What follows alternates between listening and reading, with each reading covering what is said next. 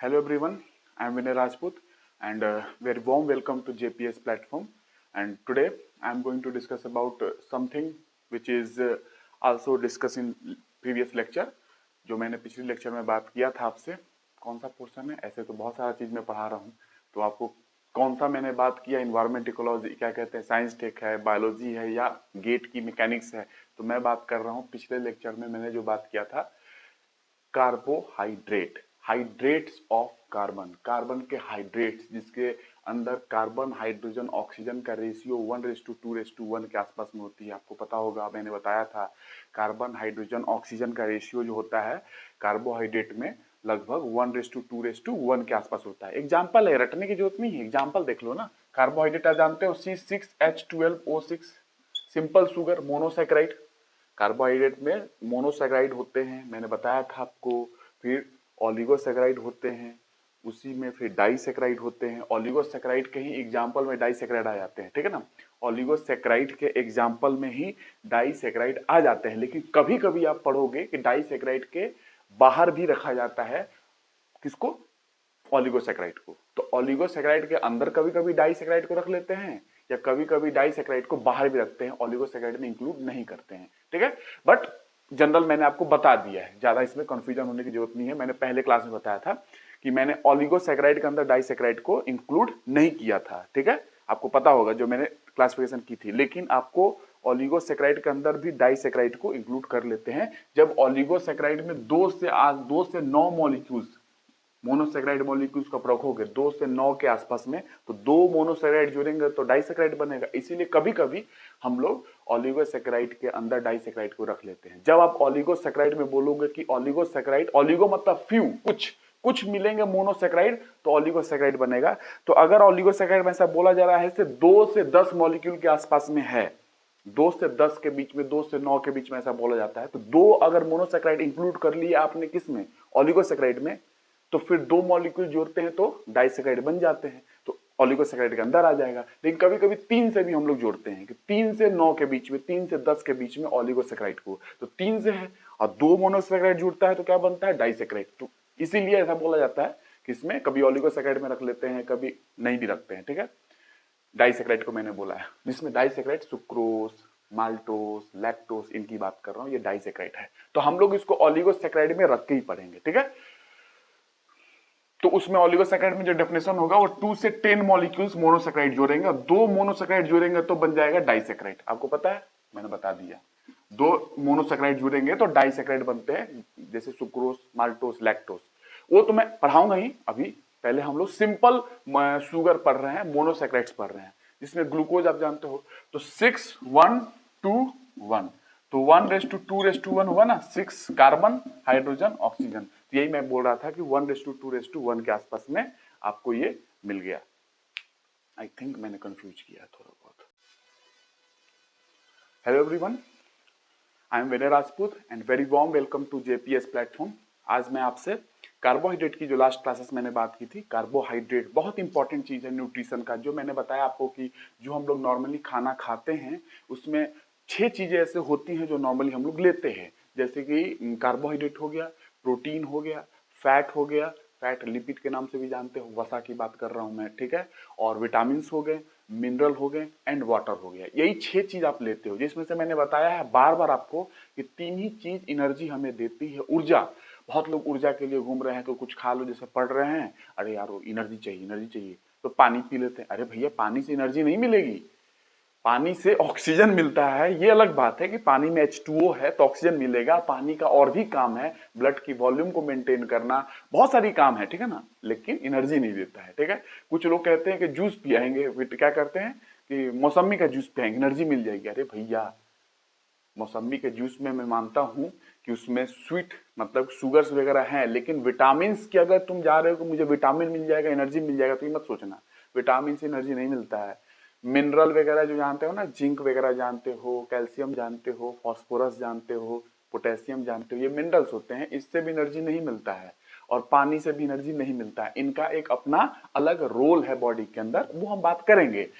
तो 3 हमें चीज है जो एनर्जी देती है, कार्बोहाइड्रेट, प्रोटीन एंड फैट। पहले हम लोगों ने कार्बोहाइड्रेट स्टडी किया, कार्बोहाइड्रेट में हम लोगों ने मोनोसेक्राइड पढ़ा, मोनोसेक्राइड की मैंने लास्ट क्लास में डिस्कशन किया। उसके बाद हम पढ़ेंगे मोनोसेक्राइड के बाद ऑलिगोसेक्राइड, ऑलिगोसेक्राइड में हम लोग पढ़ेंगे डाइसेक्राइड की स्टडी करेंगे, सुक्रोज, माल्टोस, लैक्टोस, इसी के अंदर ऑलिगोसेक्राइड में आ जाएगा।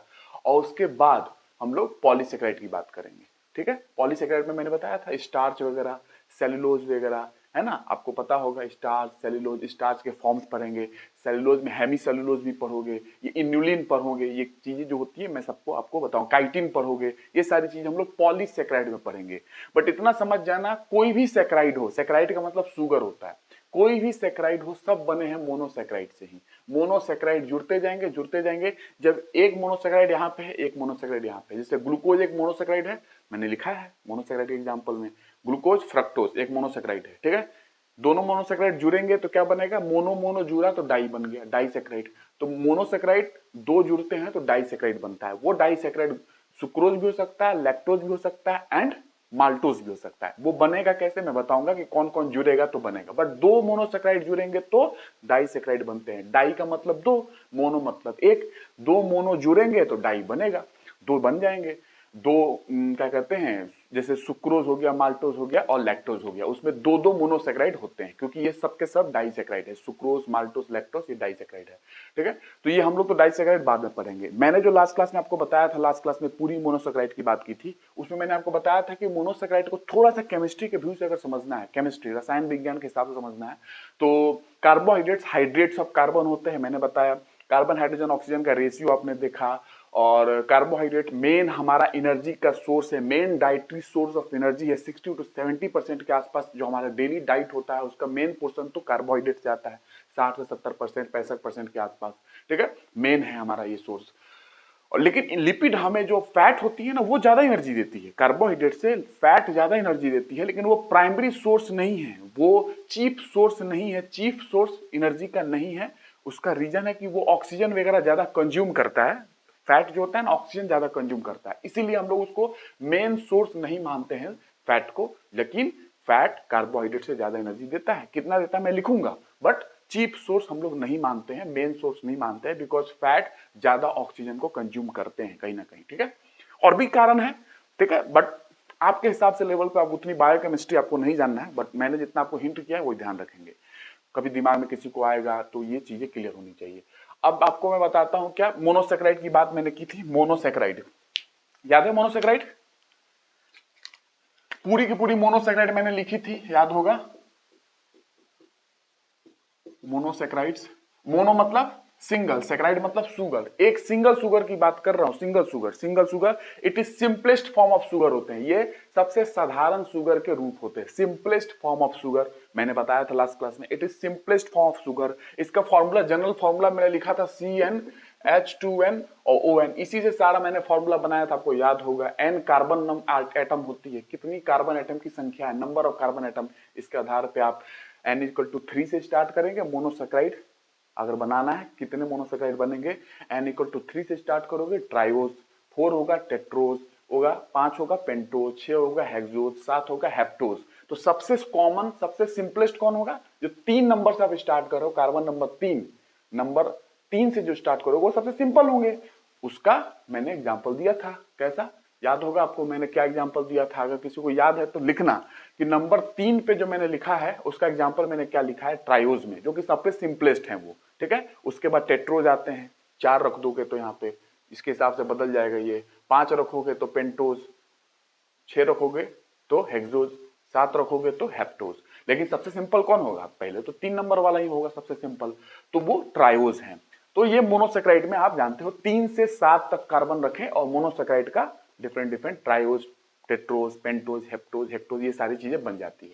मोनोसेक्राइड सिंपलेस्ट शुगर है, ये जितने भी आएंगे सबसे सिंपलेस्ट शुगर है। सिंपलेस्ट शुगर का मतलब ये है कि अब जैसे ग्लूकोज आपने पिया तो ऐसा नहीं कि वो डाइजेस्ट होगा, वो ऑलरेडी डाइजेस्टेड फॉर्म में है। इसलिए मैंने बार बार पिछली क्लास में बोला था कि ग्लूकोज को हाइड्रोलाइज नहीं कर सकते हो, मतलब उसको भी अब तोड़ के कुछ नहीं बना दोगे, समझ रहे हो ना। इसलिए मैंने बोला था कि ग्लूकोज ऑलरेडी सिंपल फॉर्म में है, फ्रक्टोज ऑलरेडी सिंपल फॉर्म में, उसको अब ये नहीं कि और डाइजेस्ट कर दोगे उसको और पचा दोगे उसको, ऐसा नहीं होगा, है ना। तो ये सबसे सिंपलेस्ट फॉर्म होती है, इसका डाइजेशन नहीं है, डायरेक्ट आपको एनर्जी देती है। ग्लूकोज आप जानते हो डायरेक्ट एनर्जी देती है, तो इसका डाइजेशन संभव नहीं है। मैंने इसको केमिस्ट्री के व्यू से बोला था, इसका हाइड्रोलाइज करना संभव नहीं है। हाइड्रोलाइज किसका होगा? जब दो मोनोसेक्राइड जुड़ेंगे और जब डाइसेक्राइड बनेगा। अब डाइसेक्राइड को तोड़ोगे तो मोनोसेक्राइड मिल जाएगा फिर से, क्योंकि बना किससे है? डाइसेक्राइड, मोनोसेक्राइड से बना है। दो मोनोसेक्राइड जोड़ोगे तो डाइसेक्राइड बनते हैं, सुक्रोज, माल्टोज, लैक्टोज। अब मान लो इनको तोड़ना है, सुक्रोज को तोड़ना है, ठीक है भैया, पानी डालो उसके अंदर, वो टूट जाएगा और फिर से आपको दो मोनोसेक्राइड मिल जाएंगे। तो ये हाइड्रोलाइज हो सकता है डाइसेक्राइड, लेकिन मोनोसेक्राइड तो खुद सिंपल है, इसका डाइजेशन नहीं होता, ये डायरेक्ट आपको एनर्जी देती है। आप जानते हो डॉक्टर्स वगैरह ग्लूकोज के इंजेक्शन लगाते हैं, तो ये direct instant source of energy होती है। ग्लूकॉन डी याद है, ग्लूकोज, ग्लूकॉन डी, तो ये डायरेक्ट सोर्स ऑफ एनर्जी होती है। इसलिए ध्यान रखना कि ये मोनोसेक्राइड वाले ग्लूकोज, फ्रक्टोज, इसको डाइजेस्ट नहीं कर सकते हो आप, सिंपलेस्ट फॉर्म में है ये, ठीक है, सिंपल शुगर है, ठीक है। ग्लूकोज को डाइजेस्ट नहीं कर सकते हो आप, क्योंकि वो ऑलरेडी सिंपल है, वो सीधा डाइजेस्ट ही होगा, मतलब सीधा एब्जॉर्ब होगा जाके, उससे एनर्जी मिलेगी सीधा। प्रोसेस क्या है वो अलग बात है। वो रेस्पिरेशन में यूज करते हैं, रेस्पिरेशन के अंदर ग्लूकोज का यूज होता है, ग्लाइकोलिसिस में, वो मैं बताऊंगा तो थोड़ा बहुत जब आएगा समय, तो ठीक है। जब मैं पढ़ा रहा हूँ ना, वो वाली सेक्शन चल रही है, सेल चल रहा है, सेल कंप्लीट करके हम लोग सीधा एंट्री करेंगे डाइजेशन में, तो उसमें आपको सब मिल जाएगा। ये तो मैं न्यूट्रिशन कंप्लीट कर रहा हूँ इस वाले में। तो सिंपलेस्ट शुगर है, जनरल फॉर्मूला ये होते हैं, आपको पता चल गया। देखिए जो बॉन्ड बनते हैं, आप जाहिर सी बात है, जब मोनोसेक्राइड यूनिट जोड़ेंगे, जब मोनोसेक्राइड जो मैंने लिखा है, ग्लूकोज, फ्रुक्टोज, गैलेक्टोज, ये सारी चीजें जो मोनोसेक्राइड हैं, ये जुड़ेंगे तो डाइसेक्राइड बनेगा, या तीन जुड़ जाएंगे तो ट्राइसेक्राइड बनेगा, चार जुड़ जाएंगे तो फिर टेट्रासेक्राइड बनेगा, और बहुत सारे जुड़ जाएंगे, लाख मतलब हजारों में जुड़ जाएंगे तो पॉलीसेक्राइड बन जाते हैं, स्टार्च, सेल्यूलोज ऐसा, ठीक है। तो सब कुछ मोनोसेक्राइड के जुड़ने पे ही है, कितने जुड़ रहे हैं इन्हीं के आधार पे। तो लेकिन जब मोनोसेक्राइड जुड़ेंगे तो कुछ तो बॉन्ड बनेगा, तो जो बॉन्ड बनता है, दो मोनोसेक्राइड जब जुड़ते हैं तो बॉन्ड जो बनता है, उस बॉन्ड का नाम है ग्लाइकोसिडिक बॉन्ड। ग्लाइको इसकी केमिस्ट्री में अभी नहीं बता सकता हूं, I am restricted because biology पढ़ा रहा हूं, but glycosidic bond is a type of covalent bond, सहसंयोजक बंध होती है ये। पेप्टाइड बॉन्ड मैं पढ़ाऊंगा प्रोटीन में, वो भी कोवैलेंट बॉन्ड है, ठीक है। जब एमिनो एसिड जुड़ते हैं तो प्रोटीन बनता है, तो फिर बॉन्डिंग होगी ना कुछ ना कुछ, तभी तो ये जुड़ेंगे। तो वहां पे पेप्टाइड बॉन्ड होती है, वो भी एक सहसंयोजक बंध होती है, कोवैलेंट बॉन्ड होता है। और जब मोनोसेक्राइड जुड़ते हैं, मोनोसेक्राइड, तो ये जुड़ते हैं ग्लाइकोसिडिक बॉन्ड के द्वारा, ठीक है, जो कि एक कोवैलेंट बॉन्ड है, सहसंयोजक बंध है। तो इतना आपको ध्यान रखना है।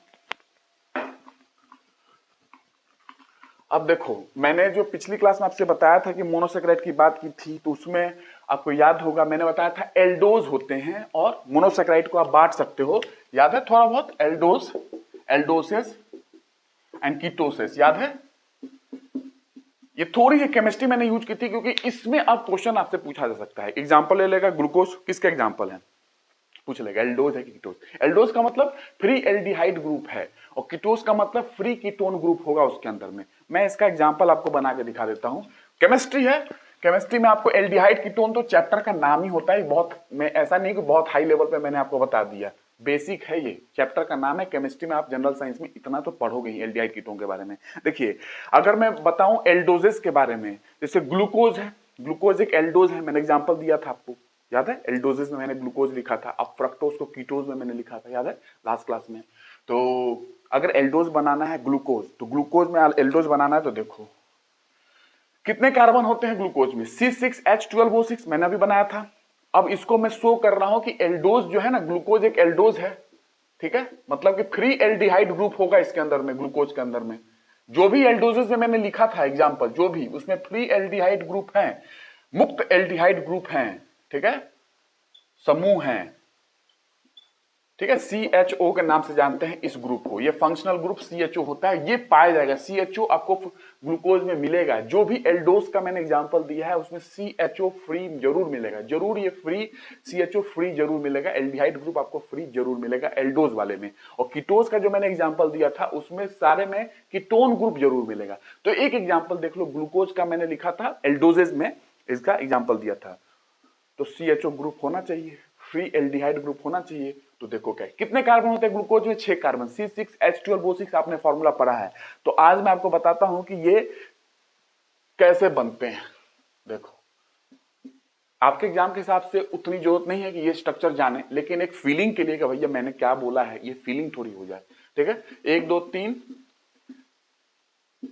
4 5, देखिए 6 कार्बन होते हैं ग्लूकोज में, 6 कार्बन, और ये छठा कार्बन मैंने यहां ड्रॉ किया। 1 2 3 4 5 6 कार्बन हो गए। 6 कार्बन C6, आप जानते हो C6H12O6। अब देखो यहां पे एल्डिहाइड ग्रुप ये जुड़ गया, CHO ऐसे लिखो या CHO ऐसे लिखो, इनमें से मतलब CHO ये सेम ही मतलब है, ठीक है। ऐसे लिखा जाता है और ऐसे भी आप लिख सकते हो, ठीक है। यहां पे जब मैं शो कर रहा हूं तो बॉन्डिंग के साथ शो कर रहा हूं CHO, ठीक है। उसके बाद HOH लग जाएगा, HOH हाइड्रोक्सिल ग्रुप, HOH लग जाएंगे। उसके बाद बस HO, समझ रहे हो, ये सीधा ऐसे बनाए जाते हैं ये। अब ये इसमें भी बहुत सारे कार्बन होते हैं, कायरल कार्बन, एसिमेट्रिकल कार्बन, वो आपको नहीं जानना है, केमिस्ट्री की डिटेलिंग है। एक्चुअली मैं आपको केमिस्ट्री भी पढ़ाऊंगा तो ये सारी चीजें डिटेलिंग नहीं बताऊंगा, कैसे कैसे ये कन्वर्ट होते हैं, एल फॉर्म डी फॉर्म भी होते हैं, वो सब आपको नहीं पढ़ना है। लिवो फॉर्म, लिवो रोटेटरी, डेक्स्टो रोटेटरी, वो आपको नहीं पढ़ना है, ठीक है। बस इतना आप देख लो कि देखो CHO ग्रुप है तो ये बनेगा ग्लूकोज, ये एल्डोज का एग्जांपल है, क्योंकि एल्डोज में फ्री एल्डिहाइड ग्रुप होता है टर्मिनल रीजन पे, सबसे कोने वाले रीजन पे फ्री एल्डिहाइड ग्रुप है, टर्मिनल रीजन पे, ठीक है। बीच में नहीं, सबसे कोने पे होगा, ठीक है, टर्मिनल पोर्शन पे होगा, बीच में कहीं एल्डिहाइड ग्रुप नहीं होगा। CHO होगा तो टर्मिनल रीजन पे होगा, सबसे कोने पे होगा, ठीक है। तो HOH, HOH और HOH यहां पे फिर से, ठीक है। यहां पे ये बन जाएगा CH2OH, ये CH2H हो जाएगा लास्ट का, CH2H, और लास्ट में फिर से HOH। OH जानते हो हाइड्रोक्सिल ग्रुप होते हैं। ये ग्रुप वगैरह थोड़ा आपको पता होना चाहिए, आपको इतना आना चाहिए कि भाई हाँ ये ग्रुप भी होते हैं। जैसे एल्डिहाइड ग्रुप मैंने लिखा टर्मिनल रीजन पे, तो ये बना ग्लूकोज, ये एक तरीके का क्या है ग्लूकोज। HOH, HO, ये HO मैंने लिखा है, इस फॉर्म में लिखाते हैं, OH ही है, ठीक है ना, यही चीज है, यहाँ पे मैंने शो किया है, ठीक है। ये हो गया, और उसके बाद ये आपको दिख गया, ये है ग्लूकोज। इसको कैसे मैंने बोला था ग्लूकोज, मैंने बोला था ना कि एल्डोज के एग्जांपल में आते हैं, एल्डोजेज में ग्लूकोज आता है, क्यों, क्योंकि एल्डोजेज में फ्री एल्डिहाइड ग्रुप होता है। देखो फ्री एल्डिहाइड ग्रुप यहाँ पे है, टर्मिनल रीजन पे, बीच में नहीं है, कोने पे है, ऊपर है, सबसे लास्ट में, इसको ग्लूकोज बोलेंगे।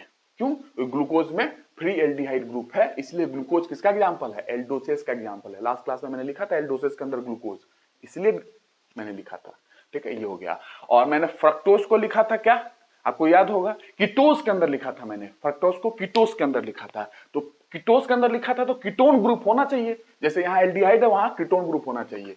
ये थोड़ी सी मैंने समझा दी ताकि आपको क्लियर रहे, मैं चाहता नहीं हूं कि कोई भी रटने की कोशिश करना पड़े आपको, ठीक है। जब मैं पढ़ा रहा हूं तो क्यों रटना पड़े, ऑलरेडी मैं केमिस्ट्री वगैरह सब कुछ डिटेल में, वो BSc MSc सारे लेवल पे मैंने पढ़ के रखी हुई है, तो फिर क्यों आपको दिक्कत हो, ठीक है। इसलिए मैं आपको बता देता हूं कि हाँ आपको दिक्कत नहीं होनी चाहिए।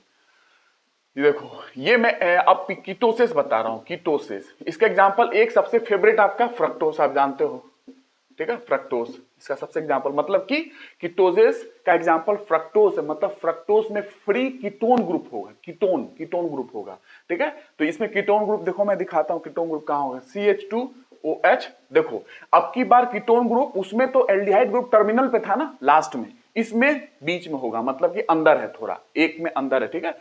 कीटोन ग्रुप ये टर्मिनल नहीं है, एक अंदर है, ठीक है, ये कीटोन ग्रुप है।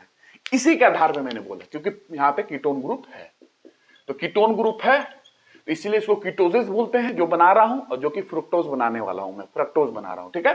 तो फ्रक्टोज कीटोस के अंदर आते हैं, बिकॉज कीटोन ग्रुप यहां पे है, कीटोन समूह यहां पे है, ठीक है, इसके आधार पे बोलते हैं हम लोग। और बाकी लगा दो C, वही 6 कार्बन तो होते हैं ग्लूकोज फ्रक्टोज में, फार्मूला तो वही है, अंतर ये है कि फिर एल्डिहाइड ग्रुप है कि कीटोन ग्रुप है, उसके आधार पे ग्लूकोज और फ्रक्टोज, ठीक है। C 1 2 3 4 5, एक और C, ठीक है। तो 6C आपको जानते हो कि 6C लगाना है, क्योंकि 6 कार्बन के ये कंपाउंड होते हैं, ठीक है। तो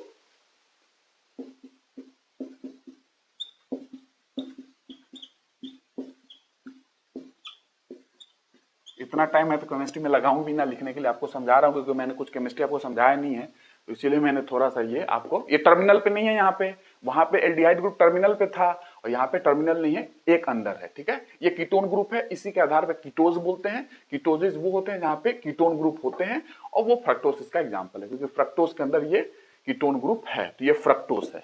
इसलिए मैंने फ्रक्टोस को लास्ट क्लास में कीटोजेस के अंदर लिखा था, कीटोजेस के एग्जाम्पल में मैंने लिखा था, ठीक है, फ्रक्टोस को। तो हो गया, समझ में आ गया, ये हमको फ्रक्टोस है, ये आपका फ्रक्टोस हो गया, ठीक है। अब ये कौन सा फॉर्म है, डी फॉर्म है, एल फॉर्म है? एक्चुअली ये डी फॉर्म है, डेक्स्ट्रोरोटेटरी है, और जो मैंने ग्लूकोज बनाया था वो भी डेक्स्ट्रोरोटेटरी है। तो डेक्स्ट्रोरोटेटरी क्या होती है? पोलराइज लाइट वगैरह को, प्लेन को रोटेट करना वगैरह, ये आपको नहीं समझना, ठीक है? बस वो आईआईटी के फिजिक्स में, केमिस्ट्री में पढ़ाई जाती है, आईआईटी वालों को पढ़ाना पड़ता है वो, ठीक है? या उससे भी हाई लेवल की जब स्टडी करते हैं तो हमको पढ़ना ही पड़ता है कि लाइट जब पास करते हैं तो रोटेट करता है लाइट को, ठीक है? उसके आधार पे लेफ्ट में किया, राइट में किया, उसके आधार पर हम लोग बांटते हैं। ये डी फॉर्म है, डेक्स्ट्रोरोटेटरी है या लीवोरोटेटरी है, लेवोरोटेटरी है। ये आपको मुझे समझाना था कि दिक्कत नहीं होनी चाहिए आपको, ठीक है?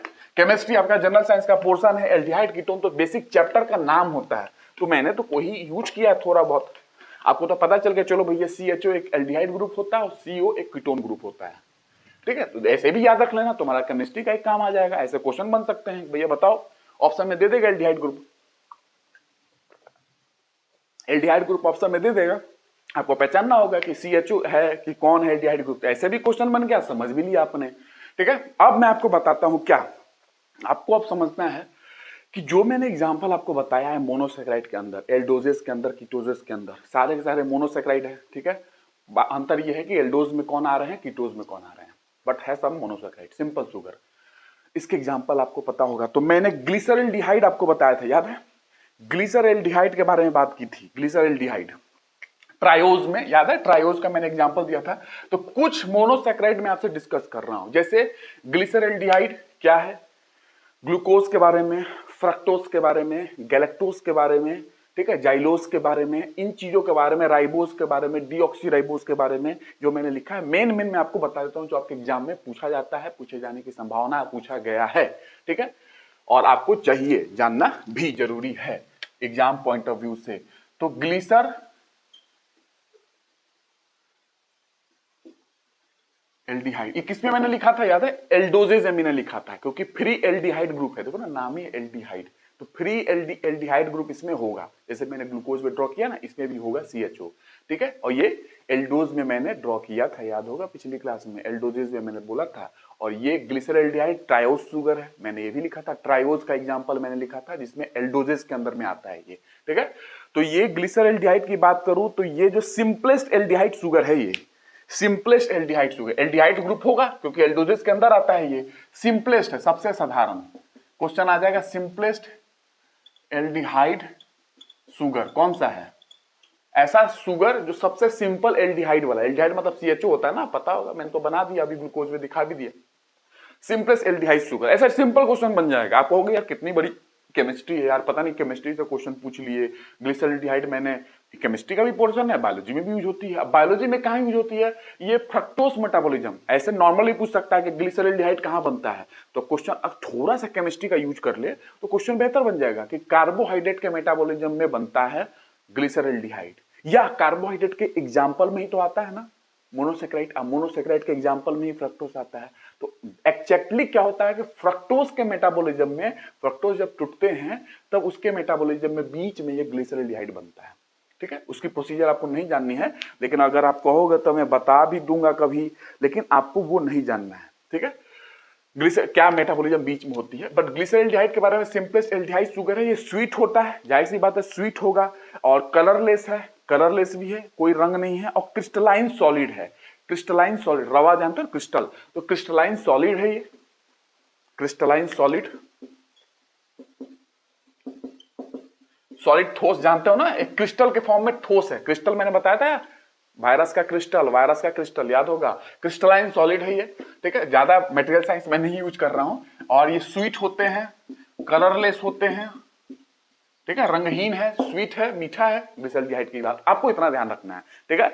इतना आप ध्यान रखोगे तो हो जाएगा काम आपका पूरा। और ये भी हो सकता है कि in the preparation of polyester जो होता है ना, पॉलिस्टर्स के प्रिपरेशन में भी यूज किया जाता है इसको, ग्लिसरल्डिहाइड को पॉलिस्टर्स के प्रिपरेशन में यूज किया जाता है। एडेसिव जो होते हैं, एडेसिव चिपकाने के लिए एडेसिव वगैरह होते हैं, उसमें भी यूज किया जाता है, एडेसिव में भी यूज किया जाता है इसको, पॉलिस्टर्स के प्रिपरेशन उसको बनाने में यूज किया जाता है ग्लिसरल्डिहाइड को, ठीक है? उसके साथ साथ सेल्यूलोज मॉडिफायर, सेल्यूलोज होते हैं ना, सेल्यूलोज को मॉडिफाई करना है, उसमें भी यूज किया जाता है, टैनिंग इंडस्ट्री में भी यूज किया जाता है, ठीक है? आपसे उतना नहीं पूछा जाएगा, बट अगर आपको लिखना हो तो लिख लेना, ठीक है? लेकिन पूछा नहीं जाएगा, बट मैंने बता दिया, इसकी पूरी की पूरी केमिस्ट्री है भैया, ठीक है? वो केमिस्ट्री में नहीं जा रहा हूं अभी, ठीक है? लेकिन क्या कहूं, बोलना निकल जाती है मेरे से, बट मैं बोल भी देता हूँ कि आपको वो पूछा नहीं जाएगा, जो है नॉर्मल आपसे ये पूछा जाएगा।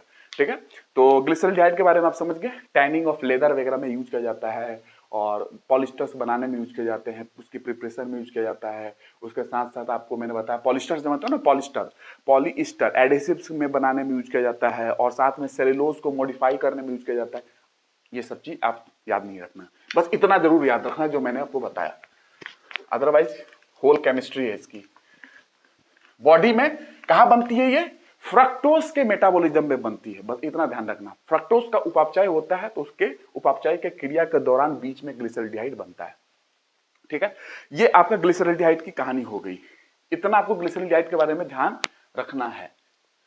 एक हो गया मोनोसेक्राइड, ट्राइओस का एग्जांपल था मैंने लिया, जो मेन आपको बता देता हूं। अब सीधा मैं ग्लूकोज का एग्जांपल ले रहा हूं, ग्लूकोज, दूसरा नंबर ग्लूकोज, आपका प्यारा आपका फेमस ग्लूकोज। ठीक है, जो मेन मोनोसेक्राइड होते हैं ना, मेन मोनोसेक्राइड जो मैंने पिछली क्लास में पूरा भर दिया था, तो मैंने सोचा है कि उसमें से जो मेन आपको एग्जाम में आते हैं वो मैं आपको बता दे रहा हूं। तो ये बेसिक वाला जो था, सबसे सिंपल वाला एल्डिहाइड ग्रुप ग्लिसरॉल्डिहाइड, वो मैंने बता दिया क्योंकि बेसिक है, और ग्लूकोज आपका फेवरेट, ये पढ़ो, इसके बारे में थोड़ा आपको जानना है। मेन रेस्पिरेटरी फ्यूल होता है एक्चुअली, मेन रेस्पिरेशन जब श्वसन क्रिया में जब पढ़ाऊंगा आपको, तो ग्लूकोज वहां पे 6 कार्बन होते हैं ग्लूकोज में, आपको पता है C6H12O6, तो 6 कार्बन है। तो ग्लूकोज को तोड़ते हैं हम लोग साइटोप्लाज्म में। आप साइटोप्लाज्म समझ चुके हो कि साइटोप्लाज्म कहां होती है, सेल के अंदर।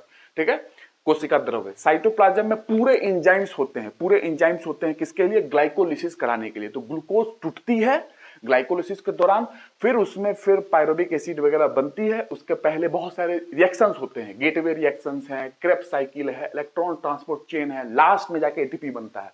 ठीक है, तो समझ जाओ कि रेस्पिरेटरी फ्यूल है ये, ग्लूकोज से ही पूरी की पूरी एनर्जी निकलती है, वहीं से ग्लूकोज का ग्लाइकोलिसिस होगा, पायरुविक एसिड बनेगी, वहीं से फिर एरोबिक रेस्पिरेशन होगी और माइटोकॉन्ड्रिया में जाएगा तो पूरा एटीपी बन के निकलेगा अलग प्रोसेस के द्वारा। ठीक है, तो ये रेस्पिरेटरी फ्यूल है, फ्यूल ईंधन है, कैसा, रेस्पिरेशन का, रेस्पिरेटरी फ्यूल बोल सकते हो उसको, रेस्पिरेटरी फ्यूल।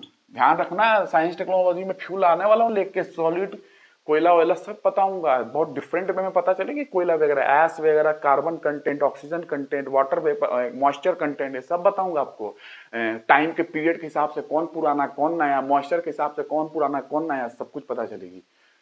साइंस टेक पढ़ा रहा हूं मैं, बेहतरीन तरीके से आपको मैं दूंगा, आपको एग्जाम में जितना आपको चाहिए उतना कॉन्सेप्ट पूरा मिलेगा। रेस्पिरेटरी फ्यूल की तरह यूज करते हैं ग्लूकोज को। ठीक है, और ये मेन रेस्पिरेटरी चीज है सेल के अंदर, सेल के अंदर मेन रेस्पिरेटरी एक सबस्ट्रेट है जो प्रोडक्ट में बदलेगा, एटीपी बनेगी इससे ही चल के बाद में। ठीक है, तो रेस्पिरेशन में हम लोग उसको ग्लूकोज के बारे में पढ़ेंगे, और बट इतना आप समझ चुके हो, मैंने हिंट कर दिया आपको। रेस्पिरेशन में ग्लाइकोलिसिस में ग्लूकोज का काम होता है, इसी से पूरा लास्ट में जाके एटीपी बनती है। माइटोकॉन्ड्रिया के अंदर सेलुलर रेस्पिरेशन, श्वसन करण होती है वहां पे, सेलुलर रेस्पिरेशन कोशिकीय श्वसन क्रिया होती है वहां पे माइटोकॉन्ड्रिया में, और वहां से फिर जाके एटीपी बनता है, मैंने आपको बताया था।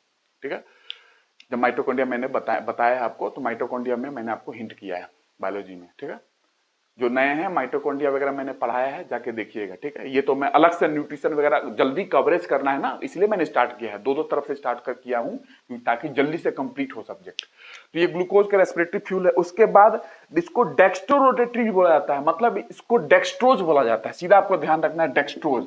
आप अगर जाके डॉक्टर के पास लगवाओगे ग्लूकोज का इंजेक्शन, तो देखना उसमें डेक्स्ट्रोज लिखा होगा, उसमें डेक्स्ट्रोज लिखा होता है। इसकी आधार है ग्लूकोज किस तरीके से, ये डेक्स्ट्रोरोटेटरी मैंने बोला ना, इसी के आधार पे डेक्स्ट्रोरोटेटरी शुगर होती है ये, वहीं से नाम आया है डेक्स्ट्रोज। और डेक्स्ट्रोरोटेटरी क्यों बोलते हैं, मैंने थोड़ा हिंट किया, लाइट वगैरह को वहां है। ठीक है, वहां पे कुछ लाइट को मोड़ता है ये आगे पीछे, लेफ्ट राइट, उसके आधार पे है, बट वो नहीं जानना आपको। डेक्स्ट्रोज, ठीक है, वो केमिस्ट्री में मैं आईआईटी वगैरह में पढ़ाऊंगा, तो आपको उतना नहीं जानना है वो चीजें। ठीक है, डेक्स्ट्रोरोटेटरी बोल दिए तो डेक्स्ट्रोज बोलते हैं, यही आप डॉक्टर के यहाँ जाओगे ग्लूकोज लगवाओगे ना, तो डेक्स्ट्रोज वहां लिखा मिलेगा, ग्लूकोज नहीं डेक्स्ट्रोज मिलता है लिखा ज्यादातर। ठीक है, डेक्स्ट्रोज। ठीक है, और मेन एनर्जी का सोर्स है ये, आपको भी ध्यान रखना है। ग्लूकोज क्या है, मेन एनर्जी का सोर्स है, मेन एनर्जी सोर्स है ये। ठीक है, इसका डाइजेशन कुछ नहीं होगा, ये मेन मतलब ये जाएगा सीधा, ये अब्जॉर्ब होगा, एनर्जी मिलेगी। अब इसका डाइजेशन नहीं कर सकते हो, सिंपल है ये, मैंने पहले ही बता दिया। इसका मतलब केमिस्ट्री के भाव से बोलूं तो हाइड्रोलाइज नहीं करते हो इसको, नहीं कर सकते हो, हाइड्रोलाइज नहीं कर सकते हो इसको ग्लूकोज को, ठीक है, क्योंकि ये मोनोसेक्राइड है, सिंपल शुगर है। मोनोसेक्राइड को अब और क्या तोड़ोगे बेचारा, खुद ही सरल है, ये सिंपल है, ठीक है। तो ये मेन एनर्जी सोर्स हो गया। उसके बाद ये इंस्टेंट सोर्स ऑफ एनर्जी बोल सकते हो, ये इससे तुरंत इंस्टेंट एनर्जी मिलती है, ग्लूकोन डी, ग्लूकोज होता है, इंस्टेंट सोर्स ऑफ एनर्जी है, ये हो गया। सिंपलेस्ट मोनोसेक्राइड है, आपको पता है ये सिंपलेस्ट मोनोसेक्राइड है, ठीक, मैंने बता दिया आपको, सिंपलेस्ट मोनोसेक्राइड भी है ये, ठीक है, आप समझ चुके हो। तो ये हो गया ग्लूकोज के बारे में। उसके बाद आपको ये कहां मिलता है, ग्रेप में मिलता है, ग्रेप में, अंगूर में, तो अंगूर में मिलता है तो उसको ग्रेप शुगर भी बोलते हैं, ठीक है। ब्लड में भी मिलता है तो उसको ब्लड शुगर भी बोलते हैं, ठीक है। कॉर्न, मक्का में मिलता है, मक्का में तो कॉर्न शुगर बोलते हैं, ये पूछा जाएगा आपसे ऐसे, मक्का में मिलता है तो मक्का शुगर, कॉर्न शुगर, ब्लड में मिलता है तो ब्लड शुगर, ग्रेप में, अंगूर में मिलता है तो अंगूर शुगर, सब ग्लूकोज का ही नाम है। जहां जहां मिलता है उसके आधार पे ये हम लोग बोल देते हैं। जैसे नॉर्मल ब्लड शुगर लेवल कितनी होती है, नॉर्मल ब्लड शुगर हमारे खून के अंदर नॉर्मल ब्लड शुगर कितनी होती है, 80 से 120 मिलीग्राम पर 100 ml ऑफ ब्लड, ठीक है। 100 ml ब्लड निकालोगे तो इसमें से 80 से 120 मिलीग्राम आपको blood, normal blood sugar level, normal blood sugar level आपके होती है 80 से 120, ठीक है। तो ये इसीलिए ब्लड में होती है ना, इसीलिए ब्लड शुगर ही बोलते हैं ग्लूकोज को, ठीक है। ये आपको इतना ध्यान रखना है, इतना से आपका काम हो जाएगा। जैसे कि ब्लड शुगर बढ़ गया तो हाइपरग्लाइसेमिया हो जाती है, ब्लड शुगर कम हो गया तो हाइपोग्लाइसेमिया हो जाती है। तो ब्लड शुगर बढ़ जाती है तो इंसुलिन को भैया आना पड़ता है, आओ इंसुलिन, इंसुलिन ग्लूकोज लेवल को कम करती है। ब्लड शुगर लेवल कम हो गया तो भैया कौन हार्मोन है, ग्लूकागन, ग्लूकागन हार्मोन को आना पड़ता है। ये पैंक्रियास में पढ़ाऊंगा, पैंक्रियास के सेल्स रिलीज करते हैं ये हार्मोन को, तो ग्लूकागन आएगा, ब्लड शुगर लेवल को ऊपर करेगा, क्योंकि भैया आदमी दिक्कत ना हो जाए, ब्लड शुगर लेवल को मेंटेन रखना पड़ता है इस लेवल पे, ठीक है। 80 से 120 मिलीग्राम पर 100 ml ऑफ ब्लड। तो ये दो हार्मोन है जो ये खेल करते रहते हैं, इंसुलिन और ग्लूकागन, ठीक है।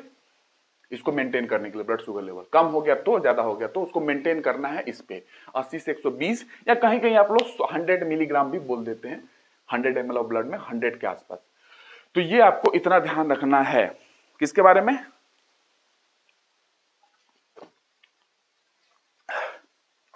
ये आपको ध्यान रखना है ग्लूकोज के बारे में। अब एक और आपका फेमस प्यारा सा फ्रक्टोज, मैंने लिखा था फ्रक्टोज किसमें, कीटोज में मैंने लिखा था फ्रक्टोज को, तो फ्रक्टोज भी बहुत इंपॉर्टेंट है। तो फ्रक्टोज के बारे में पढ़ लो, फ्रक्टोज के बारे में क्या जानना है, फ्रक्टोज क्या है, कहां मिलती है आपको पता है, नेचुरल शुगर है, फ्रूट के अंदर स्वीटेस्ट नेचुरल शुगर है ये, स्वीटेस्ट नेचुरल प्राकृतिक शुगर के रूप में देखोगे तो सबसे मीठा fructose, sweetest natural sugar, Honey sugar के नाम से भी जाना जाता है, लेबुलोज के नाम से जाना जाता है, हनी में पाया जाता है ना, इसीलिए हनी शुगर फ्रक्टोज। अब फ्रक्टोज के बारे में तो कितना बता दूं खत्म ही ना हो, लेकिन आपके हिसाब से तो जितना आपको चाहिए एग्जाम में उतना आपको पता होना चाहिए। फ्रक्टोज को हनी शुगर बोला जाता है, शहद में मिलती है ये, लेबुलोज बोला जाता है, लेबुलोज। अब लेबुलोज क्यों बोला जाता है, मैं चाहता नहीं हूं कि आपको कुछ भी ऐसा स्किप करके ले जाऊं कि आपको पता ना हो, लेकिन फिर भी ये लिबोरोटेटरी होता है, जैसे कि ग्लूकोज डेक्स्ट्रोरोटेटरी होता है तो उसको डेक्स्ट्रोज बोलते हैं, ये लिबोरोटेटरी होता है, लिबोरोटेटरी तो इसको लेबुलोज बोलते हैं। लिबोरोटेटरी का मतलब क्या है कि ये लाइट को लेफ्ट साइड में बेंड कर देता है, तो लेफ्ट साइड से लिबोरोटेटरी बोलते हैं, राइट साइड में करेगा तो डेक्स्ट्रोरोटेटरी बोलते हैं ये। तो इसके हिसाब से ये लाइट को लेफ्ट साइड में करता है, बस इतना ध्यान रखना, वहां से नाम आया है, इसकी प्रॉपर्टी है वो कि लाइट को इधर लेफ्ट साइड में करता है, तो लिबोरोटेटरी, वहां से लेबुलोज आता है, ठीक है। तो ये इतना आप ध्यान रखोगे कि लेबुलोज हम इसको बोलते हैं, ठीक है, फ्रक्टोज को, ठीक है। अब फ्रक्टोज के बारे में तो बहुत खतरनाक खतरनाक जानकारी है, प्रेजेंट इन फ्रूट, फ्रूट में मिलता है ये, तो फ्रूट शुगर भी बोलते हैं इसको, फ्रूट शुगर, ठीक है ना, फलों में मिलता है तो फ्रूट शुगर, हनी में मिलता है, मध शहद में मिलता है तो हनी शुगर, लेबुलोज के नाम से भी जानते हैं फ्रक्टोज को। और इसका क्या आपको जानना है, स्वीटेस्ट नेचुरल अकरिंग शुगर है ये, स्वीटेस्ट, सबसे स्वीटेस्ट नेचुरली अकरिंग शुगर,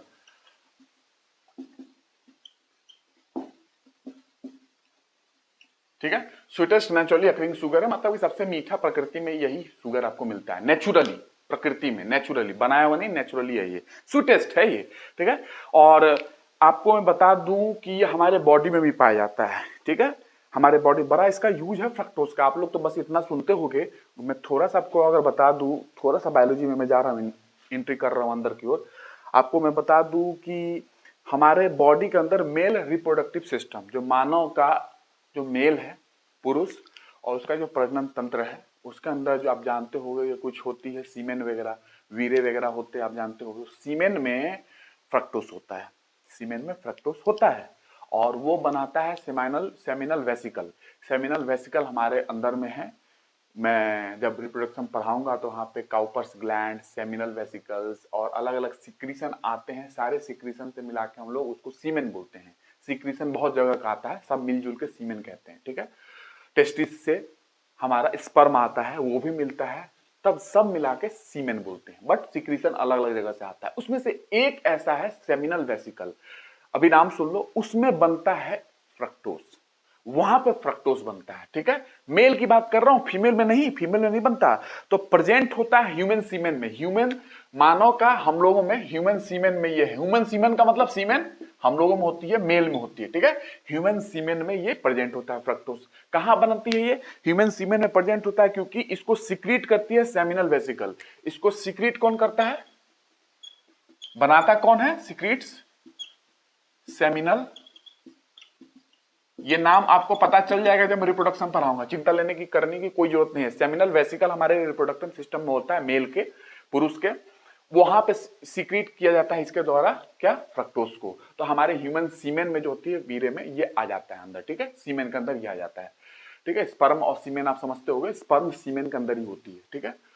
तो ह्यूमन सीमेन में फ्रक्टोज होता है। अब क्या है कि ये ह्यूमन सीमेन में इतना होता है कि रिच बोला जाता है, human semen rich in fructose sugar. Human का जो सीमेन होता है उसमें फ्रक्टोज शुगर अच्छा खासा होता है, लेकिन फीमेल में नहीं पाया जाता। तो कभी कभी आपको पता होगा, फॉरेंसिक डिपार्टमेंट होती है, कुछ नाम सुना है? फॉरेंसिक डिपार्टमेंट, जब फोर्स्ड सेक्सुअल इंटरकोर्स वगैरह होते हैं, रेप होता है, फोर्स्ड सेक्सुअल इंटरकोर्स, उसमें एक टेस्ट फ्रक्टोज का भी किया जाता है कि फीमेल में तो नहीं पाया जाता, उसके रिप्रोडक्टिव सिस्टम में, उसके वेजाइना में नहीं पाया जाता है, ठीक है, लेकिन मेल के सीमेन में पाया जाता है।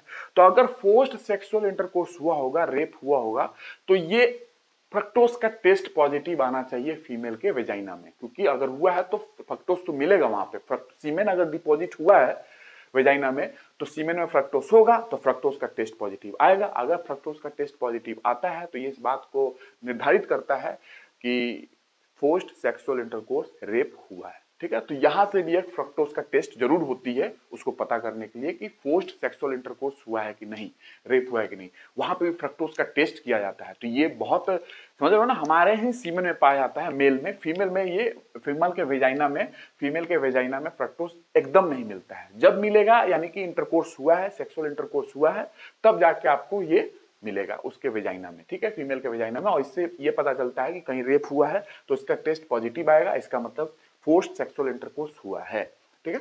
तो फ्रक्टोज टेस्ट किया जाता है वहां पे, ठीक है। फ्रक्टोज वगैरह कुछ लोग बोलते हैं कि भैया जो पेशेंट होते हैं शुगर के, तो मैं शुगर वगैरह, डायबिटीज वगैरह अलग से बताऊंगा आपको। डायबिटीज बहुत फेवरेट मेरा टॉपिक है, डायबिटीज वगैरह, diabetes mellitus, diabetes insipidus, type 1, type 2, सब कुछ बताऊंगा आपको, ठीक है।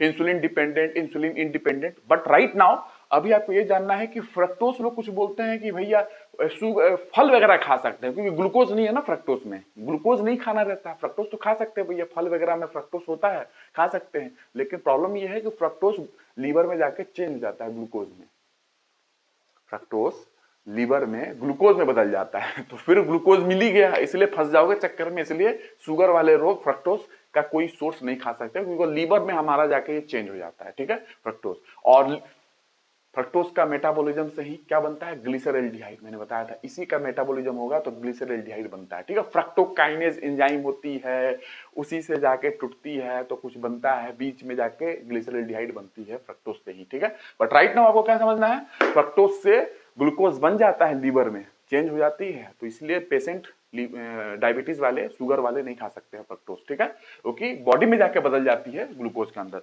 तो ये इतना आपको ध्यान रखना है। और आपको ये ध्यान रखना है, स्पर्म में ये पाया जाता है, मतलब सीमेन में पाया जाता है, ठीक है। ये क्वेश्चन आपको आ सकता है, ठीक है। और टेस्ट मैंने बता दिया आपको फ्रक्टोज का, ये आपको इतना ध्यान रखना है। बाकी चीजें और भी हैं, बट वो मैं आपको इसलिए नहीं बता रहा हूं क्योंकि बायोलॉजी को बायोलॉजी ही रखे रहे हैं। इतना आपको बायोलॉजी के हिसाब से पता होना चाहिए, जो बायोलॉजिकल सिस्टम का जो भी चीज है फ्रक्टोज से रिलेटेड मैंने आपको बताया है। चाहे वो सीमेन में हो, चाहे वो फ्रूट में हो, चाहे हनी में हो, ठीक है। केमिस्ट्री में आऊंगा तो फिर केमिस्ट्री की रोल जितना है आपके एग्जाम में, मैं उस रोल को निभाऊंगा जितना आपको बताना चाहिए, ठीक है। केमिस्ट्री में अब देखिए गैलेक्टोज एक होता है, ये भी मोनोसेक्राइड है, आपको पता होगा, मैंने मोनोसेक्राइड में लिखा था गैलेक्टोज, याद है। तो गैलेक्टोज जो मेन है उसको पढ़ लेते हैं।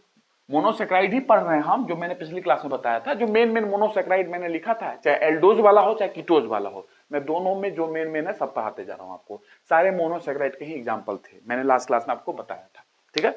सिंपलेस्ट शुगर जो होते हैं, सिंपल शुगर होते हैं एक्चुअली, ठीक है। ग्लूकोज, फ्रक्टोज, गैलेक्टोज में अगर आपसे कोई पूछे ग्लूकोज, फ्रक्टोज और गैलेक्टोज, जो मैं अभी बता रहा हूं, दो तो बता दी आपको, गैलेक्टोज, ठीक है, इसको सही लिखो गैलेक्टोज, ठीक है। तो ग्लूकोज, फ्रक्टोज, गैलेक्टोज में कौन स्वीट है, कौन स्वीटर है, कौन स्वीटेस्ट है? ये स्वीट होता है, मतलब मीठा होता है ना, ये स्वीटर होता है और ये स्वीटेस्ट होता है, ठीक है।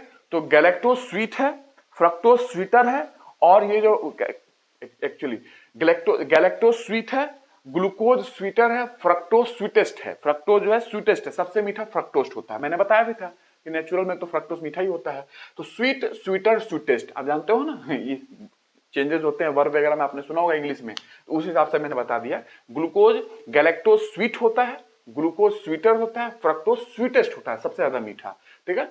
तो ये आपको इतना ध्यान रखना। अब गैलेक्टोज में आपको बता रहा हूं, गैलेक्टोज के बारे में कुछ बहुत इंपॉर्टेंट जानकारी है, आप लोगों ने सुना नहीं होगा। अगर मैं आपको बताऊं कि ह्यूमन ब्रेन इतनी डेवलप क्यों है, ह्यूमन की जो ब्रेन है, हमारा जो मस्तिष्क है, इतना डेवलप क्यों है, बिकॉज ऑफ गैलेक्टोज शुगर। इसीलिए गैलेक्टोज को नर्व शुगर भी बोलते हैं, नर्व शुगर। इसीलिए गैलेक्टोज को सेरेब्रोज भी बोलते हैं।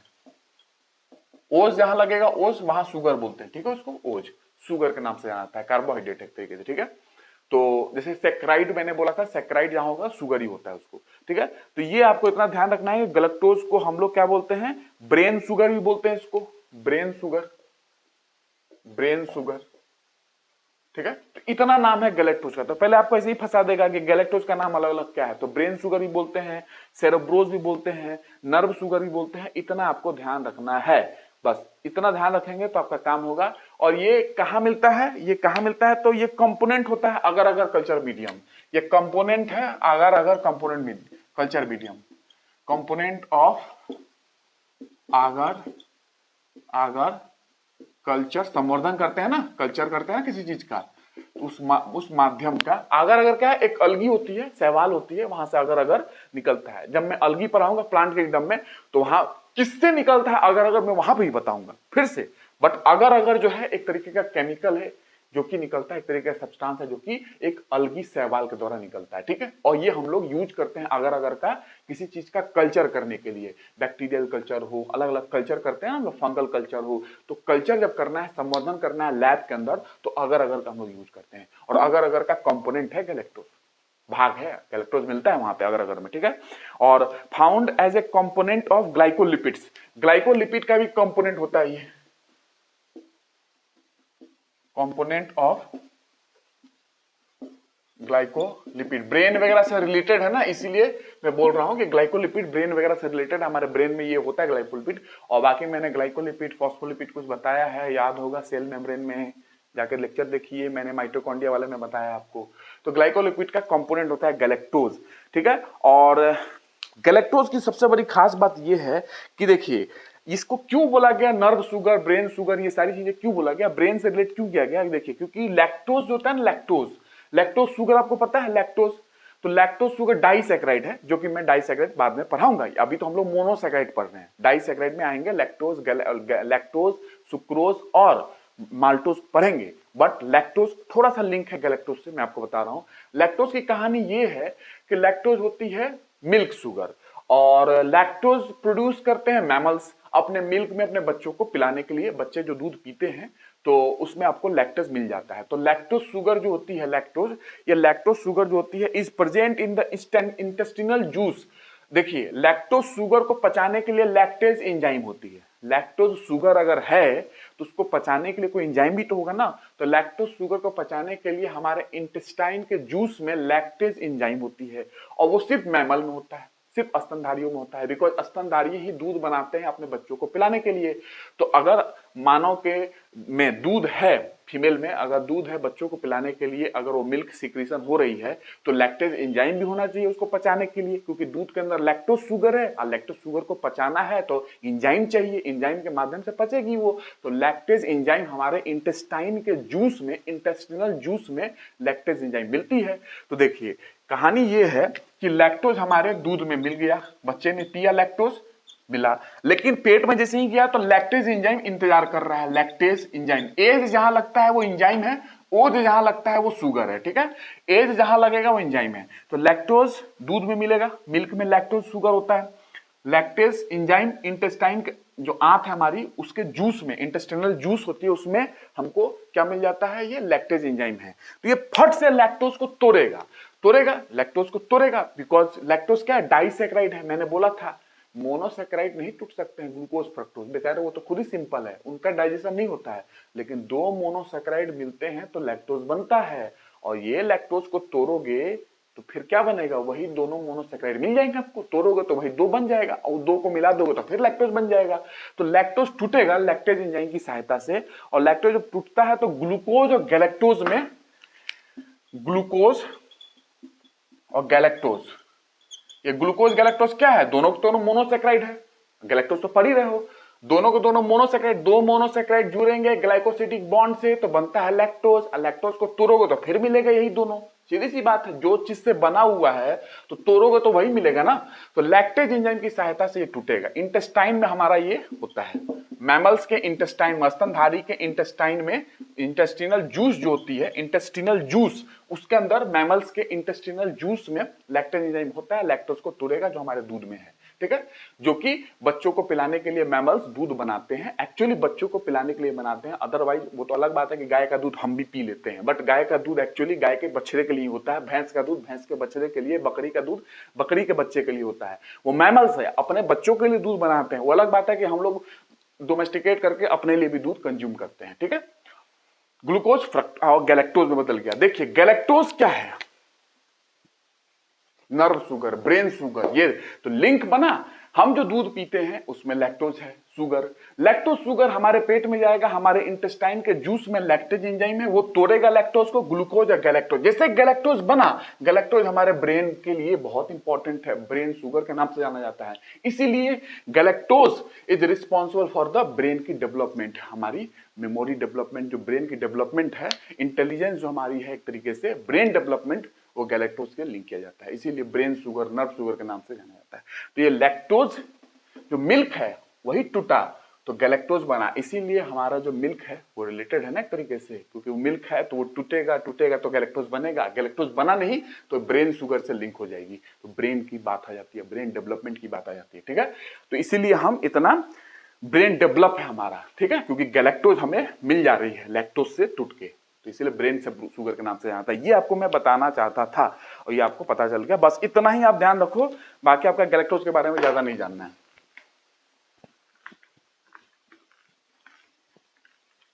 कवरेज इतना दे रहा हूं कि ना ज्यादा हो ना कम हो, एकदम सफिशिएंट आपके एग्जाम में जो वो पूछ सकते हैं एग्जामिनर, जस्ट वो उतना ही बता रहा हूं मैं।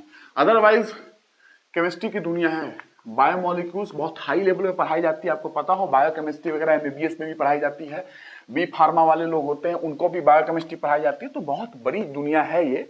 बट अपने को उतनी बड़ी दुनिया में क्यों जाना है, अपना एग्जाम देखना है, तो एग्जाम जैसा है वैसा हम लोग बात करेंगे, ठीक है। तो लैक्टोज की कहानी आपने सुन लिया, और मैनोज देखते हैं। मैनोज मैंने एक बताया था, मैनोज, या मैनोज मत देखो, मैनोज देखना है तो अलग जाइलोज वगैरह देख लो, ठीक है। मैनोज वगैरह आपसे नहीं पूछा जाएगा, लेकिन फिर भी मैं अगर बोलोगे तो मैनोज बता देता हूं मैं आपको। मैनोज जो है वो फ्री आपको नहीं मिलता है, मतलब नॉर्मली आपको मैनोज की सीधा एक बात लिखा होता है, आपको नॉर्मली किसी भी बुक में मिल जाएगा। मैनोज फ्री स्टेज में नहीं होता है, फ्री नहीं मिलता है, ठीक है, मुक्त अवस्था में नहीं होती है मैनोज। थोड़ा सा लिख ही लो, ज्यादा क्वेश्चन कहीं आ गया तो बोलोगे कि सर बोल तो दिए, क्वेश्चन आ गया लिखे नहीं आप। मैनोज फ्री स्टेज में नहीं मिलता है ये, ठीक है। और ये एल्ब्यूमिन ऑफ एग, एग के एल्ब्यूमिन प्रोटीन होता है ना, albumin, albumin of egg, egg के एल्ब्यूमिन में ये मैनोज मिलता है, ठीक है। तो कहां मिलता है, occurs in albumin of egg, ठीक है, और उड में भी मिलता है, लकड़ी में भी मिलता है, एंड इन उड, लकड़ी में भी मिलता है। तो albumin of egg, albumin protein जानते हो ना, एग में होता है, वहां पे आपको मैनोज मिल जाएगा। और लकड़ी में भी आपको मिल जाता है मैनोज, लेकिन फ्री अवस्था में नहीं मिलता है, ये है ना, मुक्त अवस्था में नहीं मिलता है, ठीक है। और as a component of hemicellulose, ये कंपोनेंट भी होता है हेमीसेलुलोज का। हेमीसेलुलोज पॉलीसेकेराइड में आप पढ़ोगे तो कंपोनेंट भी है ये, किसका, ऑफ हेमी सेलुलोज, ठीक है। हेमीसेलुलोज का कंपोनेंट है मैनोज, ठीक, बस इतना ध्यान रखना। हेमीसेलुलोज मैंने आपको बताया था, आपको याद है, यूकैरियोट में, प्लांट सेल में उसकी सेल वाल सेलुलोज हेमीसेलुलोज की बनी होती है, वही मैं बता रहा हूं आपको, ठीक है।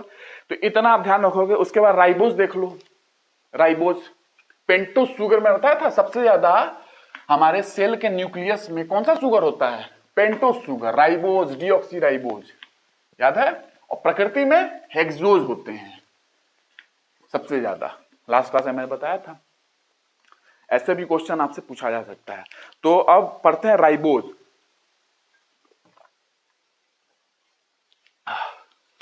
राइबोज सब एग्जांपल मैंने उठाया है मोनोसैकेराइड का, सारा जो मेन है वो बता दे रहा हूं आपको।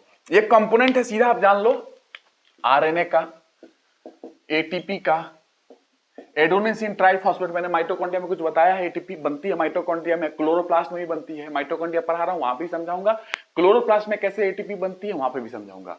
तो आरएनए का, एटीपी का, और भी बहुत बनते हैं, लेकिन आपने कभी नाम सुना होगा नहीं, लेकिन फिर भी लिख लो, एनएडी, ये फोटोसिंथेसिस वगैरह में पढ़ोगे आप, थोड़ा बहुत मैं नाम तो लूंगा ही, एनएडीपी, ये सारे चीज का कंपोनेंट है राइबोज। राइबोज से ही आपको मिल जाएंगे, हर जगह राइबोज मिल जाएगा आपको, तो इतना ध्यान रखना। राइबोज शुगर जो होती है यहां पाया जाता है। डीऑक्सी राइबोज कहां पाया जाएगा, डीऑक्सी राइबोज, अरे भैया डीएनए का पार्ट है ये, डीऑक्सी राइबो न्यूक्लिक एसिड का पार्ट है, सीधी सी बात है, डीऑक्सी राइबोज, ठीक है।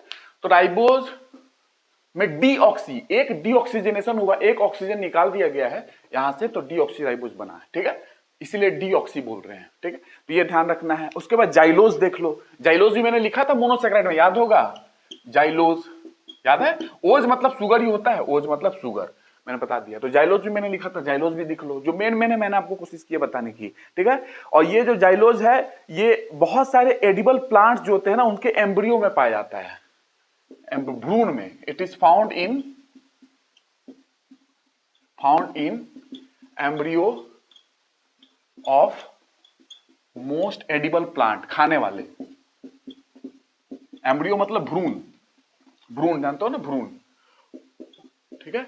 तो it is found in, xylose कहां पाया जाता है, इट इज फाउंड इन मतलब आपको embryos of most edible plants, most edible plants के एम्ब्रियो में पाया जाता है, ठीक है। और ये हेमीसेलुलोज से इसको डिराइव किया जाता है, जाइलोज को भी हेमीसेलुलोज से डिराइव किया जाता है, ठीक है। ये भी आप ध्यान रख सकते हो, बस इतना ध्यान रखो। और भी बता सकता हूं मैं, आप देखोगे मैं जब बायोकेमिस्ट्री वगैरह जब मैं लेकर आऊंगा, क्या कहते हैं, अलग अलग फील्ड के लिए, एमबीबीएस के लिए, बी फार्मा के लिए, तो वहां तो मैं चुप ही नहीं हूंगा, बहुत कुछ बताना है वहां पे तो। बट आपके एग्जाम में मैं जितना है आपको बता दे रहा हूँ, जितना आपको फंसना नहीं है, आपके एग्जाम में एकदम नहीं फंसना है, कोई एग्जामिनर आपको फंसा नहीं पाएगा, ठीक है।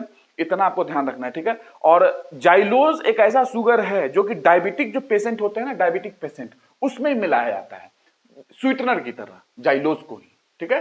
तो जाइलोज का आप ध्यान रखोगे कि डायबिटिक जो शुगर के जो पेशेंट होते हैं उनमें खाने में स्वीटनर की तरह मिलाया जाता है, उनको मीठा तो लगे भैया, जीवन थोड़ी ना बिना मीठा के चलेगी, तो जाइलोज मिलाया जाता है डायबिटिक पेशेंट के फूड में, ठीक है, खाने में, बस इतना ध्यान रखना, शुगर वालों में ध्यान दिया जाता है, ठीक है। जाइलोजी है वो। कोई ऐसा शुगर पता है जो नॉन न्यूट्रिटिव शुगर हो, जिसमें कोई कैलोरी वैल्यू ना हो, कोई एनर्जी ना मिलता हो, आप ग्लूकोज से एनर्जी मिलती है, फ्रक्टोज से मिलती है, कोई ऐसा भी शुगर है क्या जिससे एनर्जी ना मिलती हो, नॉन न्यूट्रिटिव शुगर, एनर्जी नहीं मिलती हो? किसी को अगर पता हो तो लिख के बताओ, ठीक है, कमेंट में लिख के बताना कि कोई ऐसा शुगर है जो नॉन न्यूट्रिटिव है, मतलब कोई कैलोरी वैल्यू नहीं है, कोई एनर्जी उससे नहीं मिलती है, आप लिख के बताएंगे वो कौन सा शुगर है, ठीक है। और एराबिनोज को देख लो, एक अभी आपको कुछ पता होगा कि सुक्रोज वाला reducing sugar, non reducing sugar, ऐसा भी क्वेश्चन आ सकता है कि रिड्यूसिंग शुगर कौन है, नॉन रिड्यूसिंग शुगर कौन है, ऐसे भी क्वेश्चन बन सकते हैं, ठीक है। केमिस्ट्री को इंक्लूड कर सकता है, बेसिक केमिस्ट्री इंक्लूड करेगा, क्वेश्चन बन जाएंगे, ठीक है। तो सुक्रोज के बारे में, माल्टोज के बारे में, कौन से शुगर होते हैं, रिड्यूसिंग है, नॉन रिड्यूसिंग है। एराबिनोज के बारे में देख लो, ये मैंने मोनोसैकेराइड में एग्जांपल डाला था, आपको पता होगा। तो एराबिनोज देख लो। एराबिनोज में क्या है कि ये जो है ये एक इनहिबिटर होता है सुक्रेज एंजाइम का, ठीक है, सुक्रेज एंजाइम का इनहिबिटर होता है, ये रोकता है उसे। सुक्रेज एंजाइम क्या करेगा, सुक्रेज है तो सुक्रोज को तोड़ेगा, लेकिन उसको तोड़ने से रोकता है ये एराबिनोज, inhibitor of sucrase enzyme. Sucrase जो सुक्रोज को तोड़ेगा, और वो हम पढ़ेंगे डाइसैकेराइड में, सुक्रोज, लैक्टोज, माल्टोज सब डाइसैकेराइड में पढ़ेंगे, अभी मोनोसैकेराइड हम लोगों ने देख लिया। तो ये इनहिबिटर है सुक्रेज एंजाइम को, जो कि सुक्रेज एंजाइम जो है वो सुक्रोज को तोड़ता है, ठीक है। सुक्रोज को तोड़ेगा तो सुक्रोज को तोड़ के क्या करेगा, ग्लूकोज और फ्रक्टोज में बदल देगा। सुक्रोज अगर टूटती है, सुक्रोज टूटेगा, सुक्रेज एंजाइम अगर रहता तो वो ग्लूकोज में तोड़ देगा, ग्लूकोज में और फ्रक्टोज में तोड़ देगा, ठीक है। क्यों दो में तोड़ा, क्योंकि सुक्रोज डाइसैकेराइड है ना, दो मोनोसैकेराइड जुड़ेंगे, एक ये तो ये डाइसैकेराइड बन जाएगा। लेकिन सुक्रेज एंजाइम को इनहिबिट कर देता है ये एराबिनोज, मतलब कि ये सुक्रेज एंजाइम के काम को रोक देगा, तो ये सुक्रोज टूट नहीं पाएगा ग्लूकोज फ्रक्टोज में। ये एराबिनोज के बारे में इतना आप जानोगे तो आपके लिए सफिशिएंट है, ठीक है। और इतना ही आप ध्यान रखो एराबिनोज के बारे में, ठीक है। बस उसके बाद दुनिया बहुत बड़ी है और बहुत सारे मॉडल में भी यूज किया जाता है, रिसर्च में बड़ा यूज होता है ये एराबिनोज वगैरह, रिसर्च वगैरह में यूज किए जाते हैं। इसका एक रीजन है ग्लिसरॉल्डिहाइड को भी रिसर्च में यूज किया जाता है, जो मैंने पहली बार बताया ना, ग्लिसरॉल्डिहाइड सिंपलेस्ट शुगर है तो उसको कंपैरिजन के लिए अदर शुगर के कंपैरिजन से यूज किया जाता है, अदर शुगर को कंपेयर करने के लिए भी ग्लिसरॉल्डिहाइड को यूज किया जाता है, ठीक है। वो भी रिसर्च में बहुत यूज होता है। और भी है उसका स्टीरियो आइसोमेरिज्म वगैरह होती है केमिस्ट्री में, उसका भी एक रोल है कि क्यों ग्लिसरॉल्डिहाइड को रिसर्च में यूज किया जाता है। ये भी रिसर्च में होते हैं, ये मॉडल वगैरह है, ऑपरेंट मॉडल वगैरह है, हम लोग बायोलॉजी में पढ़ाते हैं ऑपरेंट मॉडल वगैरह, जब जेनेटिक्स वगैरह अलग अलग जो वहां पे चैप्टर है वहां पे मॉडल्स पढ़ानी होती है, वहां पे भी यूज किया जाता है इसको, ठीक है। कुछ मॉडल है, आपको मॉडल नहीं समझना है। तो ये इतना आप ध्यान रखोगे, एराबिनोज वगैरह हो गया, ठीक है। और बाकी एक इराइथ्रोज भी है, इराइथ्रोज देख लो, इराइथ्रोज, ठीक है, इराइथ्रोज इतना ध्यान रखना, ये मोर देन सफिशिएंट आपके लिए। च्युइंगम क्या बात हो, च्युइंगम इसलिए बता रहा हूं क्योंकि इराइथ्रोज में, और ये बताना है किसी को पता हो, एक क्वेश्चन मैंने दे दिया। दूसरा ये पूछा हूं कि जो आइसक्रीम खाते हो उसमें कौन सा स्वीटनर मिलाया जाता है आइसक्रीम में, ठीक है, वो बताओगे। इराइथ्रोज, इराइथ्रोज की बात करूं, इराइथ्रोज मैंने एग्जांपल में ठोका था, आपको याद होगा मोनोसैकेराइड के एग्जांपल में। तो इराइथ्रोज जो होती है वो च्युइंगम जो होती है, च्युइंगम जो जिसमें ऐसी च्युइंगम जिसमें कैविटी वगैरह जो होती है ना, दांत में खोरला वगैरह हो गया, दांत में कैविटी हो गई है, उसको फाइट करने के लिए च्युइंगम बनाई जाती है। ये च्युइंगम खाओ तो कैविटी वगैरह से फाइट करेगी।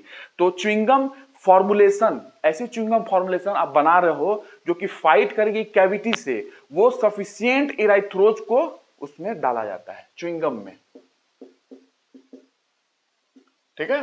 किस लिए च्युइंगम में किस लिए डाला जाता है, क्योंकि हमको कैविटी से फाइट करना है, to fight with cavity, fight cavities, दांत में हो जाते हैं ना कैविटी वगैरह, उसमें च्युइंगम में, च्युइंगम चिबाते रहोगे उसमें मिलाया जाता है इराइथ्रोज, उसमें ये कैविटी से फाइट करती है, ठीक है। तो ये आपको ध्यान रखना है कि chewing gum formulation to fight with what cavity comprises sufficient amount of sufficient erythrose, sufficient erythrose उसके अंदर होती है to give the chewing gum anti caries properties, anti cavity property ये डाल देता है च्युइंगम के अंदर, ठीक है, जो आपके दांत में कैविटी नहीं होगी। तो ये इराइथ्रोज का इतना गुण है, ठीक है, एंटी कैविटी प्रॉपर्टी च्युइंगम में डाल देता है, आप चिबाते रहो तो कैविटी वगैरह और बढ़ेगा नहीं, एंटी कैविटी है, ठीक है, जैसे एंटीबायोटिक होता है उसी तरीके से। ये इराइथ्रोज की कहानी है, आपको इतना ध्यान रखना है, ठीक है। और बाकी मैंने बता दिया आपको सारा मोनोसैकेराइड के बारे में, नॉर्मली आपको पता चल चुका है। किसी को पता है ब्राउन शुगर किसको बोलते हैं, किसी को पता हो तो बताना। 3 क्वेश्चन मैंने आपको दिया है, बताओगे तो मैं मेहनत कर रहा हूं, बहुत बेहतरीन तरीके से आपको पता है, जो मिली है आपको, आपको भी पता होगा, मुझे ही पता है क्या पढ़ाया जाता है, बट मुझे उससे फर्क नहीं पड़ती है, मैं आपको बता रहा हूँ, आप मुझसे पढ़ रहे हैं, मेरा ये कर्तव्य बनता है कि आपको एग्जाम में क्वेश्चन बनने चाहिए, ठीक है। और विश्वास करके चलो, सब बनेंगे क्वेश्चन। तो ब्राउन शुगर क्या है बताएंगे, नॉन न्यूट्रिटिव शुगर कौन है बताएंगे, रिड्यूसिंग शुगर कौन सा होता है चलो बताएंगे, रिड्यूसिंग शुगर कौन सा होता है, और जो भी मैंने क्वेश्चन दिया एक और वो भी बताएंगे, ठीक है। तो लास्ट अगली क्लास में मैं आपको, मोनोसैकेराइड कंप्लीट हो चुकी है, अगली क्लास में हम लोग जाएंगे ऑलिगोसैकेराइड पढ़ने के लिए, ठीक है। ऑलिगोसैकेराइड में डाइसैकेराइड पहले स्टार्ट करेंगे, ठीक है, डाइसैकेराइड। बाकी ट्राइसैकेराइड, टेट्रासैकेराइड, पेंटासैकेराइड वो आपको नहीं पढ़ना है, अच्छी बात ये है, आपके एग्जाम में कभी क्वेश्चन नहीं आया। डाइसैकेराइड में क्या है, सुक्रोज, लैक्टोज, माल्टोज, ये तीनों पढ़नी है, ठीक है। और स्वीटनिंग इंडेक्स वगैरह किसी को पता है, स्वीटनिंग इंडेक्स वगैरह कौन कितना मीठा बताने के लिए हम लोग स्वीटनिंग इंडेक्स यूज करते हैं। स्वीटनिंग इंडेक्स देख लो अभी ही, स्वीटनिंग इंडेक्स एक ऐसा इंडेक्स है जो कि स्वीटनिंग मतलब कि मीठा को बताएगा कौन कितना मीठा है। स्वीटनिंग इंडेक्स, पेन किधर गया, एक minute. Sweetening index, sweetening index में अगर फ्रक्टोज की बात करूं, सुक्रोज की बात करूं, तो फ्रक्टोज मैंने बताया था ना नेचुरल शुगर बहुत मीठा है, तो कितना है इसका स्वीटनिंग इंडेक्स 174, ठीक है। और सुक्रोज का 100 इसका स्वीटनिंग इंडेक्स है। तो फ्रक्टोज का भी स्वीटनिंग इंडेक्स पे क्वेश्चन आ गया, तो ऐसा नहीं कि बस मैंने बताया नहीं, क्वेश्चन आएगा तो आपको बनना चाहिए। ग्लूकोज है कितना है, 74 है, 74, ठीक है। अब आपसे कोई पूछे कि सबसे इस अर्थ पे सबसे मीठा स्वीटनर कौन है, सबसे ज्यादा मीठा कौन सा है स्वीटनर, आपको अगर पता हो तो बताना। वो प्रोटीन भी है, एक तरीके का प्रोटीन भी है, मोनेलिन के नाम से जाना जाता है। सबसे अर्थ पे मोनेलिन, ठीक है, अर्थ पे सबसे मीठा स्वीटनर है, ये एक तरीके का प्रोटीन है, ठीक है, प्रोटीन, ठीक है।